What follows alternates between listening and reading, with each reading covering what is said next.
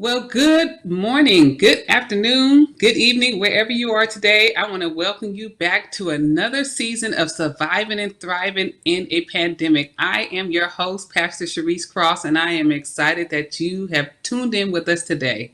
This season is going to be amazing. We have some great experts. We have doctors, we have nurses, all kinds that are coming to you to this season to talk about surviving and thriving in a pandemic. And today is no exception. Today we're going over pandemic updates.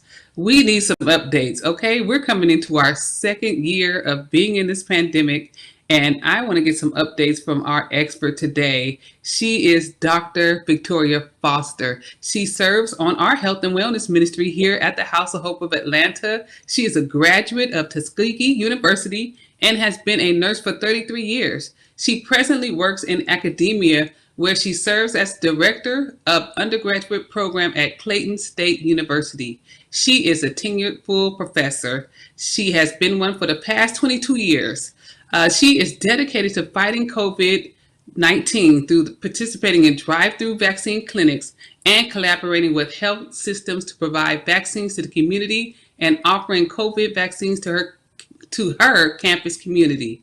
She was recently funded 2 COVID grants, one to increase the vaccine rate of the residents of Clayton and the other to increase the vaccine confidence among her campus community. She is married and she has 2 daughters. I want you to welcome Dr. Victoria Foster to the show today. Welcome her and welcome Dr. Foster. Welcome. Thank you. Thank you for having me. Thank you for being on the show today. I am so excited to have you here today to have this conversation. You know what I remember way back 2 years ago, right? When we were getting ready and hearing about this rambling of this virus called COVID-19, is you had given us some little packets and they had gloves, 2 gloves, a blue gloves and a little blue mask. I don't know if you remember that, but that was a couple years ago. Yeah. It was like a precursor to where we are now. Yeah, we heard about it here on campus, and the School of Nursing got together. We got our students involved, and we made some kits for School of Nursing and people across campus, who would come in contact with others, and thought that would be helpful. And anytime I can grab something for the church, I always just bring some extra for us. So that's how I ended up bringing some to you guys. I remember, and I still got a packet. I saw it the other day in the health and wellness office, and I was like, Dr. Foster, it's like she was prophetic. She already knew what we would need. So that's just segues right into what you're doing now. So you have received 2 grants, which is so awesome. So awesome. Thank you very much. Yeah, just talking about the fact that, so what I've heard statistics wise is that we have 63% of U.S. has been vaccinated and about 50%, roughly 50% here in Georgia. Is that correct? That is correct. 63% for the nation, 51% for Georgia right now. So yeah. we're still lagging behind the nation, so have some way to go. But hopefully we'll get there with the efforts that we're doing and other people around the state are engaging in. Okay. So going back to the beginning, when you all made those kits and everything that was going on up until now, what have you learned from those kits up until right now? What is something that what are some things you can give us? A few things, yeah. I just never could have anticipated all of what has happened. Starting with the kits, we were warned and told, and we always try to anticipate stuff as nurses, to take care of our patients and to take care of the community. So we made the kits not knowing that we will still be here. Is it 22 months? 22 months later? I guess I've learned it's kind of multifaceted. Being in academia, this is a a brick and mortar school, so our students come in and we do face-to-face teaching. And at a certain point, we were all placed on lockdown and the students had to go home and we had to scramble and come up with a way, because like I said yesterday, education didn't stop. We had to keep moving.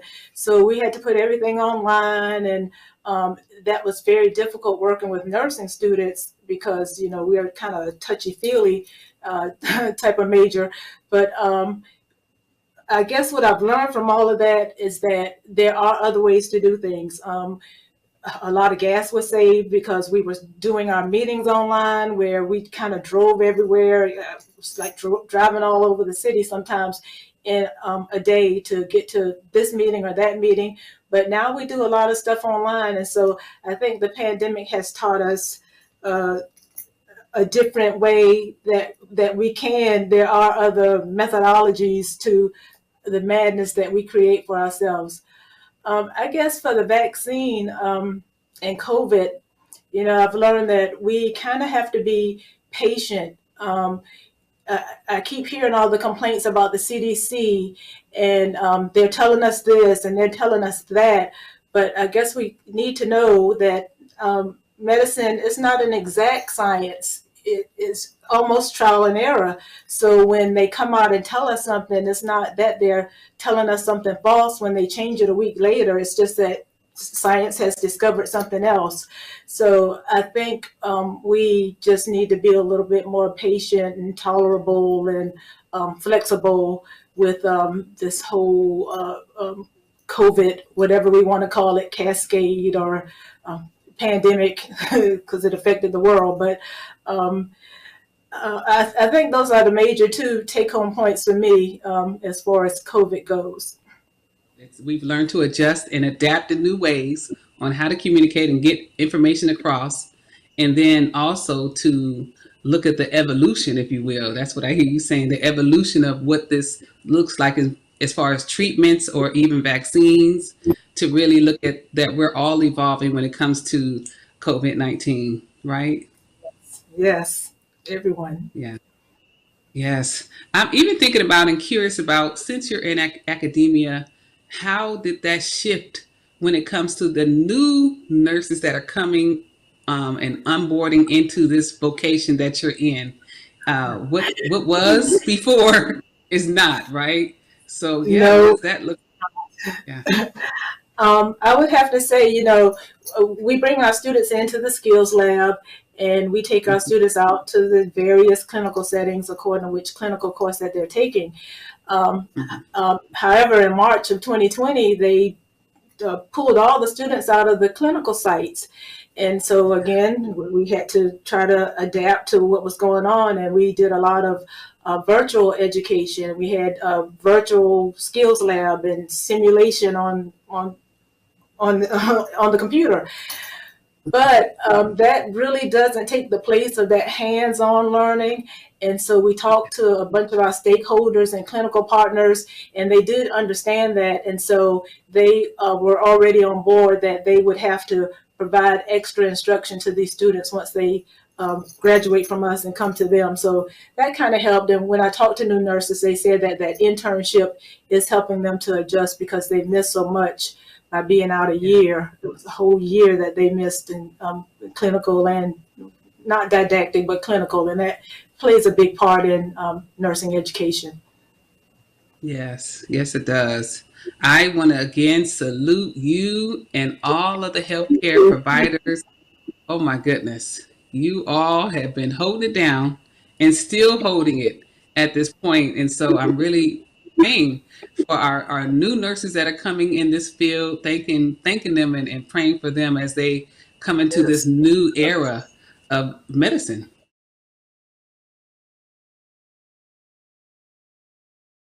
Okay, I keep on saying self-reflection, but it's true. This is what I really think.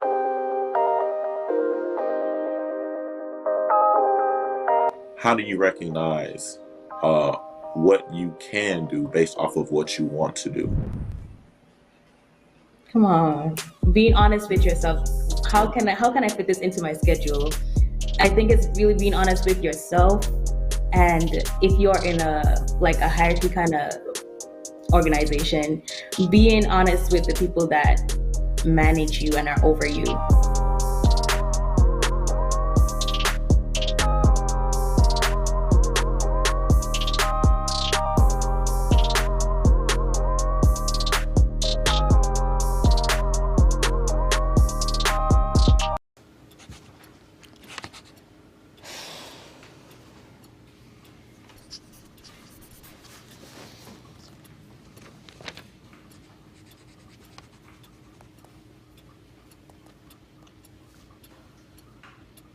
If you love them enough to relearn math so you can teach them math, then surely you'll check nhtsa.gov/the-right-seat to make sure they're correctly buckled in the back seat.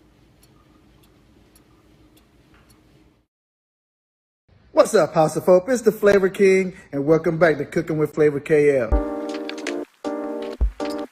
You know what time it is. It's time for me to show you how to make chili.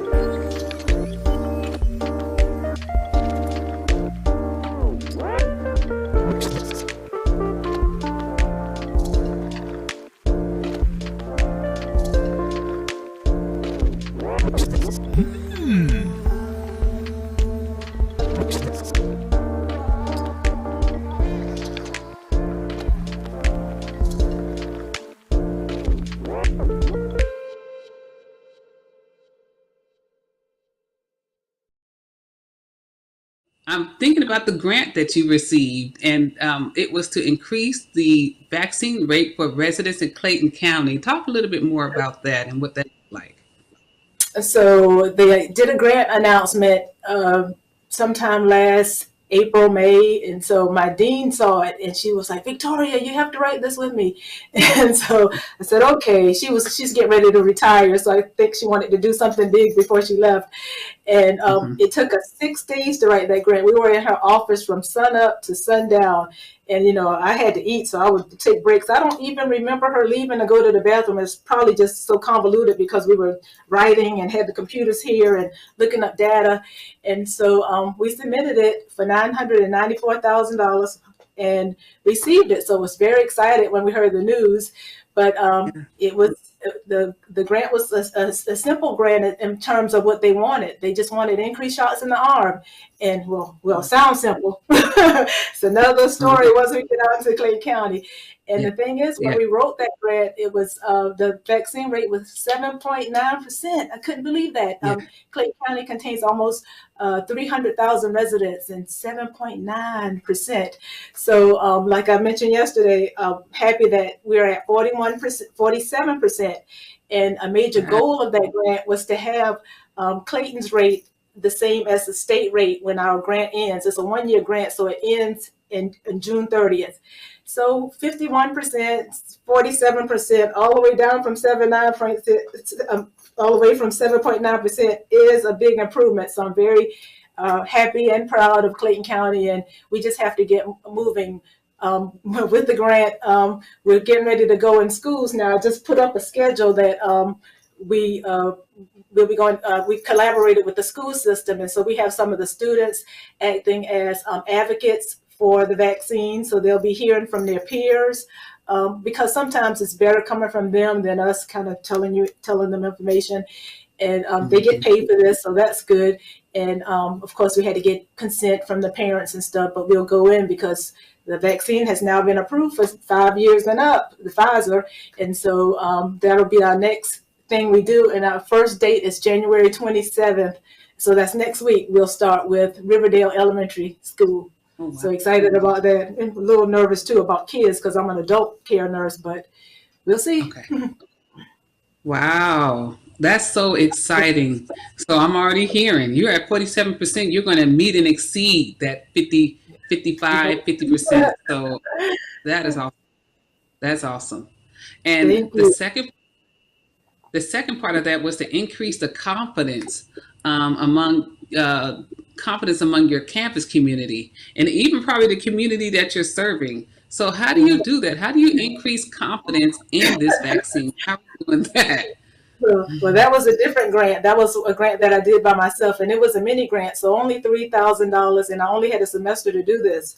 So I hired some students to work with me. I had my small little grant team, myself and 5 or 6 other students.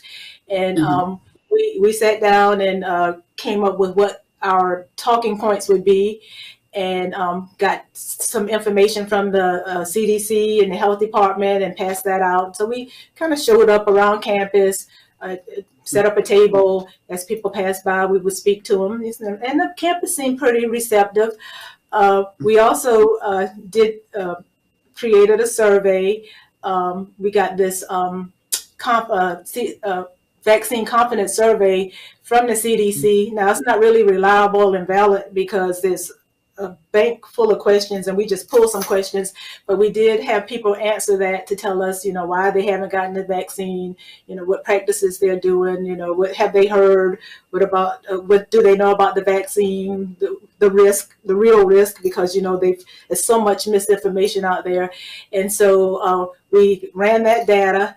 And sometime this semester, we're going to do a poster presentation and a podium presentation to present what we found out about the campus. So we don't know technically if we really increased vaccine confidence, because we're not really measuring it, but we did expose our campus community, to the information and the factual information this time. So it was great dialogue to have them stop by and speak with us.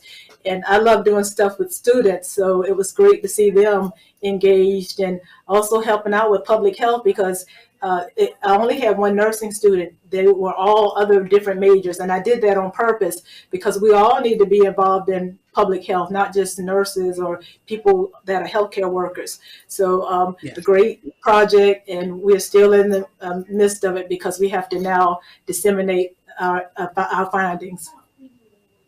Wow. So I'm not going to ask for all of them, and I understand they're unofficial, but I am so curious as to what is the hesitancy in the community about the vaccine. I know there are a plethora of facts or unfacts, or all kind of things that people are ingesting.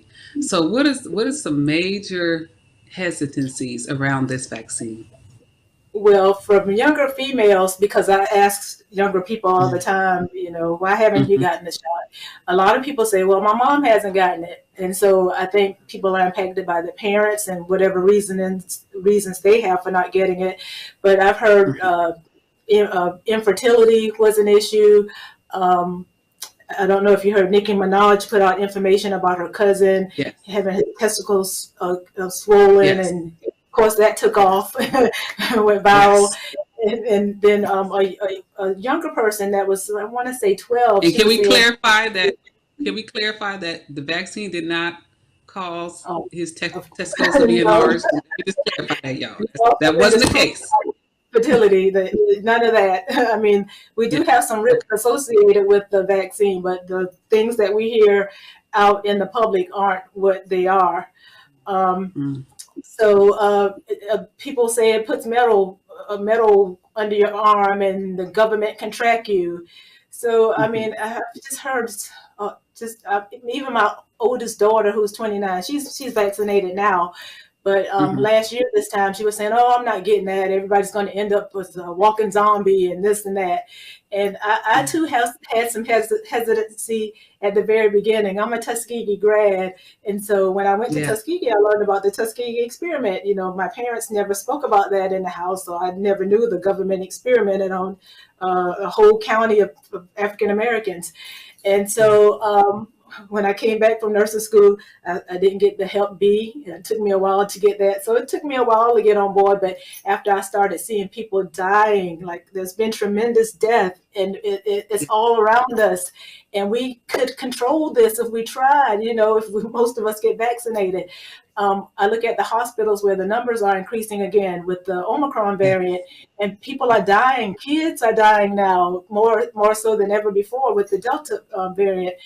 And with that information tells me that the benefits outweigh the risk. But getting that over to some people, I think by this point, it's almost like you have this camp. Some people have made up their minds; they're just not going to get it. Some are, ones who have gotten one shot. Maybe we can increase those numbers and have them come back and get their second shot. But we are trying to reach that middle point, people who still haven't decided. And so hopefully we can reach them and help them make up their mind. So to see, because like in the hospital now, the people that are there are mostly the unvaccinated. It's like 97% that are unvaccinated. So it just seems like that fact alone would help in a person making this decision. But we still, and then going back, it became a political issue so early on, and so we had divided camps there, and so it's kind of hard to penetrate, even though I do see more people from both sides of the political spectrum coming in to get vaccines. So I think we've been helpful in that way.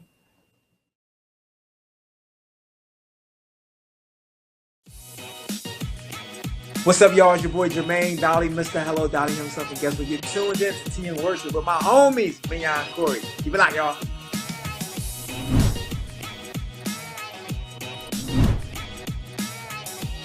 Hey, y'all, it's Candy West, and you're watching Tea and Worship with Mignon and Corey.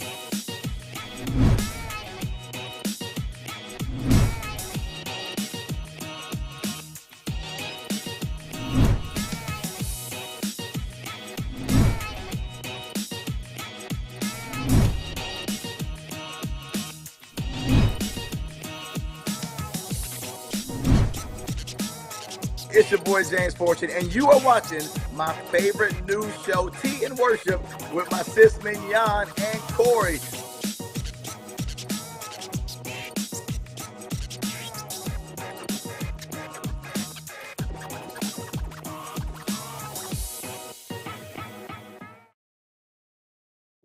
When it comes to making plans, you are the best. Remember the best planned 90 minutes of your life? Or that surprise party for your parents' golden anniversary? You get the golden planning. The same way you plan each detail for those moments, start planning to protect you and your loved ones from a natural disaster. Sign up for local weather and emergency alerts. Prepare an emergency kit and make a family communications plan. Protecting your family is the best plan you can make. What's up, House of Hope? It's the Flavor King, and welcome back to Cooking with Flavor KL. You know what time it is. It's time for me to show you how to make chili.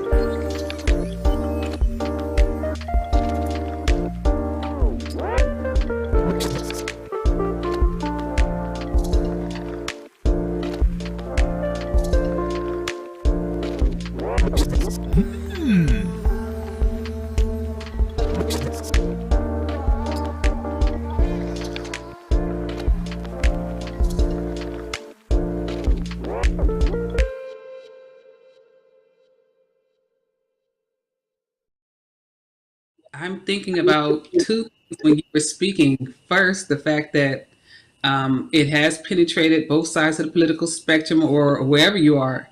And so I'm glad that people are really thinking and being critical about their care. I look at that positive part of it. And then people are trying to take agency over their care. Either they choose it or not. There's still an agency that they're trying to take. And we can continue to spread information, good, reliable information, like to let people know that if you get vaccinated, it's a higher chance of you surviving. So Right. even though I know we're in this variant right now that seems milder for people who are vaccinated, it's still deadly for those who are not. Yes. And I'm even thinking about 2 years ago, like when someone got COVID, it was like a death sentence. And now it feels a little lighter, feels like we can survive. And Right. so I don't know, am I being hopeful, or is that what's going on? I think that's what's going on. I'm always the optimist. I kind of think about AIDS, and when AIDS came out and how it was a death Yeah. sentence. I was a nursing Yes. student at the time, and working with AIDS patients. And then I went Uh, out to California after I graduated to work on an HIV floor. And mhm. so people were dying. But now Yeah. people take a pill. It's like a chronic illness, like somebody has diabetes or hypertension. And so they're living longer lives with it. So I just think eventually COVID, like I say, I hope we don't get into double Greek letters. We got to go to Omega from Omicron. But Yeah. I just think eventually it'll be a common cold type, like the flu, similar to the flu, and we just get vaccinated every year. That's what I'm kind of thinking. I just don't see us being without this after all this time. How do we eradicate this? So Right. again, it's still evolving. We don't know what's going to happen, and I'm just going to hope for the best and hope people I get am vaccinated. I am too. I've had a number of family members and even friends and associates who have had the Omicron variant, and they have had flu-like, cold-like, sinus-like symptoms. And so I'm praying they all get better, and a lot of them have recovered. But I'm thankful that they're not hospitalized and not on a ventilator, and that's been my prayer for all of them. And I hope that it slowly but surely, like you said, becomes like that common cold flu, and we just get that annual vaccination for that. So I want to leave with one last thought. I want to know, how is Dr. Victoria Foster taking care of herself? How are you teaching and talking with your nurses about taking care of yourselves in the midst of this? How are you guys taking care of yourselves? So it's a fine line we walk. We have the state rules, and this is a state institution, so we can't mandate masks and mandate vaccines. Mhm. But we do have some control, like we take our students to a skills lab, and so we tell them that this skills lab is a representation of the hospital facility, so you're going to be close to each other, so you have to wear a mask in here. So we kind of get away with that. But we talk about the regular stuff, social distancing. At one time we had the students 6 feet apart in the classroom, where we had to teach multiple times a day to bring the students in. It was a mess, just crazy. The beginning of last semester, they said, "Oh, we're taking away social distancing. They're going to be, how they were." We just took the liberty in my class, because we have like 50 students and they were up on each other. We decided to make an A and B group, and we lecture to one group 1 week and let another group stay home. And so they can see us on the computer screen and hear and ask questions and raise their hands, and like they're in the classroom, and then switch groups. And that kind of still gets us by with the social distancing. But, and then the students go to the clinical setting, so they have to come and be fitted for the N95. So we protecting them there. And, we just tell them the same things that's been going on. Wash your hands. I still follow those things. I notice my family members have fallen off a little bit. My husband's coming in the house and not washing his hands now, and sometimes go out, doesn't have a mask on, but I always have my mask on when I'm out. I'm continuously washing my hands. I have a 4-year-old grandson, so I make sure that I wipe down the handles and the toilet seat and everything that he can touch. Anything that we touch a lot, what do you call it when you turn the TV on? The remote. The remote control. All those things that we touch a lot. My computer screen, my cell phone. I wipe those down, so I still have alcohol wipes at home. And then I took the liberty too of, when we go grocery shopping, I take everything before I put it in the cabinets. I always wipe it down with the alcohol wipe. And I guess I've been lucky, but since we've been having to wear this mask and been doing this frequent hand washing, I haven't even had a cold during this time. So I'm sure there are other people like me. So been doing okay, just trying to maneuver all these external variables around me with the students and getting them here. And some sites say you can't send this many, you can't send that, and so trying to just know what each site wants and trying to juggle those balls. But I guess I've been pretty okay. I'm really tired of all of this. Everybody's overwhelmed and just mentally tired and ready to go back to normal. But we really don't know what normal is going to be. So we just have to wait this out and, try to do all we can to stay safe and keep our family members safe and our church family safe, and try to get through this together. We're in it as a world together. So we just have to Yeah. kind of support each other and make it. Wow. Well, that is, I'm grateful that you're trying to keep and keep everyone safe in the conditions that you're working in, and even yourself, and like you said, your mental capacity and health. I am praying for all of you guys, because this is it's a marathon. We thought it was going to be a sprint, but it's really a marathon. And so I'm praying for all of you and your resilient natures, and that resiliency kicks in, and just hoping that we're going to come out this better. I know we are. I'm confident because of doctors like you, instructors and directors like you that are helping and impacting our community. I thank you for being on our show today. Thank you for being on Surviving and Thriving in a Pandemic. Thank you so much. Thank you very much for having me. And hope to get All right. back soon. Well, yes, indeed. We'll see you back. Well, family, we thank you for being on here, and we hope to see you again on another edition of Surviving and Thriving in a Pandemic. Be great out there. Thank you.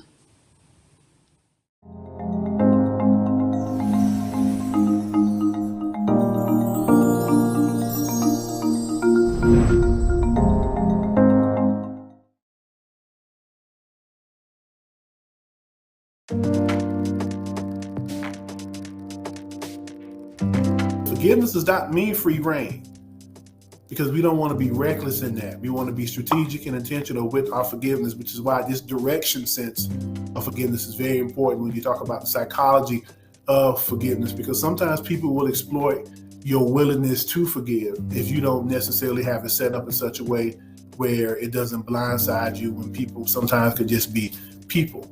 Forgiveness releases, but does not necessarily restore, because that's optional. Forgiveness puts us in position to move in the direction of reconciliation and restoration, but it doesn't mean that it's automatic.